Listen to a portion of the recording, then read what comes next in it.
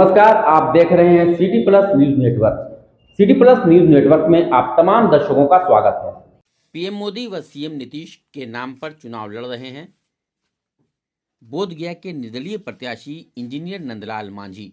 केंद्रीय मंत्री जीतन राम मांझी के पार्टी हिंदुस्तानी अवाम मोर्चा के रह चुके हैं राष्ट्रीय प्रवक्ता।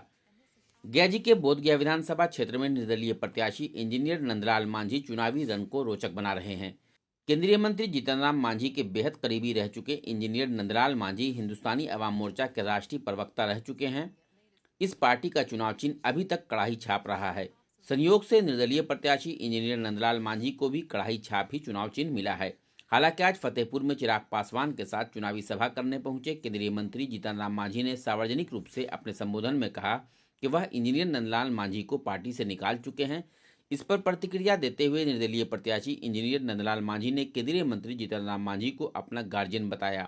वह कहते हैं कि प्रधानमंत्री नरेंद्र मोदी, मुख्यमंत्री नीतीश कुमार, उपेंद्र कुशवाहा एवं चिराग पासवान से वह काफी प्रभावित रहे हैं, क्योंकि यह सभी नेतागण सकारात्मक राजनीति करते हैं। यह अलग बात है कि टिकट के बंटवारे में वह पिछड़ गए, लेकिन वह गरीब गुरुओं के सेवा के लिए चुनाव लड़ रहे हैं, जिसमें उन्हें अपार जन समर्थन प्राप्त हो रहा है। मालूम हो कि जीतन राम मांझी के द्वारा बोधगया पर भी एनडीए में दावेदारी की गई थी, लेकिन यह सीट चिराग पासवान की पार्टी लोजपा रामविलास के खाते में चली गई।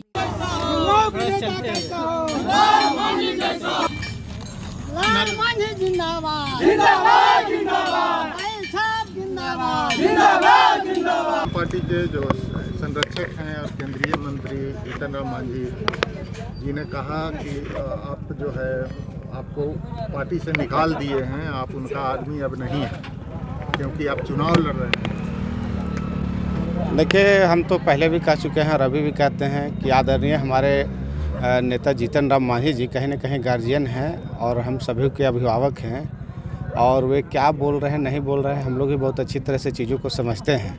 लेकिन हम सिर्फ इतना ही कहना चाहते हैं कि बोधगया विधानसभा में 3,12,000 से समथिंग वोटर्स है, जिसमें हमारे सबसे अंतिम पायदान पर, समाज के सबसे अंतिम पायदान पर रहने वाले लोगों की आबादी 60 से 65,000 लोगों की है।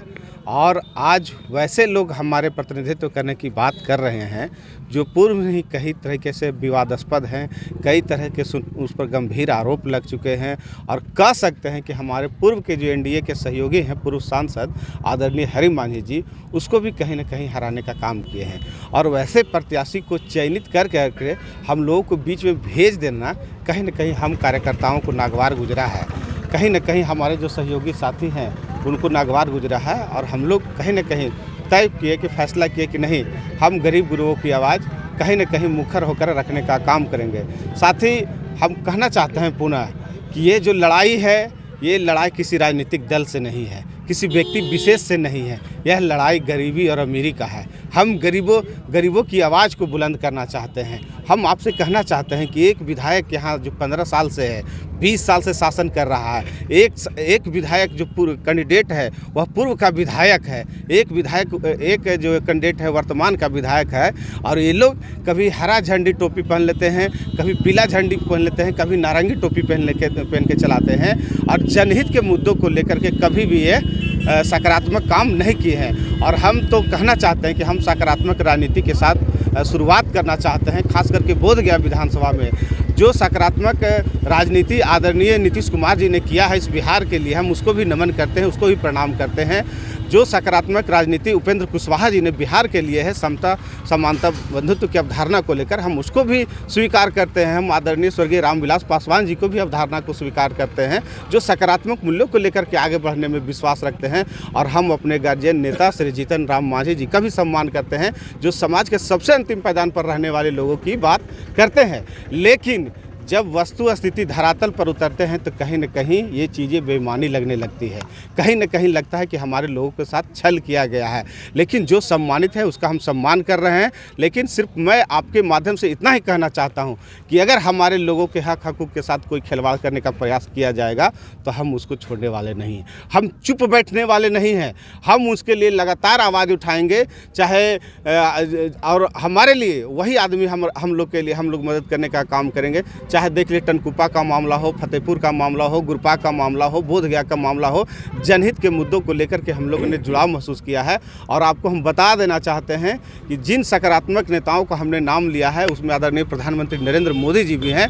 उनका आशीर्वाद, उनका जनता का आशीर्वाद कहीं न कहीं इस कड़ाई छाप के साथ है और सभी लोग कहीं न कहीं हम लोग पूरे ताकत के साथ जो है से चुनाव लड़ने का काम कर रहे हैं। इस लड़ाई में कहीं न कहीं अमीरी और गरीबी है। हम तो पुनः आपको कह देना चाहते हैं कि हम जैसे कार्यकर्ता जो खून पसीना से पार्टी को सींच करके बड़ा खड़ा करते हैं, 15 साल 20 साल राजनीतिक करियर को अपने दांव पर लगा के हुए हम लोग करते हैं, जनहित के मुद्दों को लेकर के चलने आते हैं।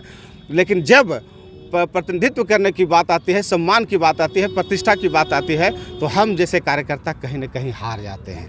हम जैसे कार्यकर्ता कहीं न कहीं धन के आगे हार जाते हैं। हम जैसे कार्यकर्ता कहीं न कहीं राजनीति के दलदल में फंस करके हार जाते हैं। हम जैसे कार्यकर्ता कहीं न कहीं राजनीतिक धूर्तता का शिकार हो जाते हैं। इसीलिए मैंने स्वयं निर्णय लिया कि अब जो कुछ भी होगा, सर्वोच्च अदालत जनता का है और जनता की अदालत के बीच में हम लोगों ने जाने के काम किया है। और भगवान की असीम कृपा है, सभी का आशीर्वाद है कि मुझे चुनाव चिन्ह भी कड़ाई छाप मिला है। और पूरी ताकत के साथ हम कह देना चाहते हैं, पूरे दावा के साथ, कि इस बार बोधगया विधानसभा का जो है वो कहीं न कहीं इतिहास बदलेगा और निर्दलीय प्रत्याशी जो है इस बार चुनाव जीत के जाएगा, यह तय है। साथी आप एनडीए के बागी उम्मीदवार के रूप में लड़ रहे हैं और मोदी, नीतीश, जीतन राम मांझी के नाम पर लड़ रहे हैं, तो देखिए हम एक चीज़ सिर्फ कहना चाहते हैं, जो मेरी विचारधारा है, ठीक है, कुछ मुद्दों पर मुझे मतभेद हो सकती है, मनभेद हो सकती है, लेकिन जो सकारात्मक राजनीति करने वाले लोग हैं,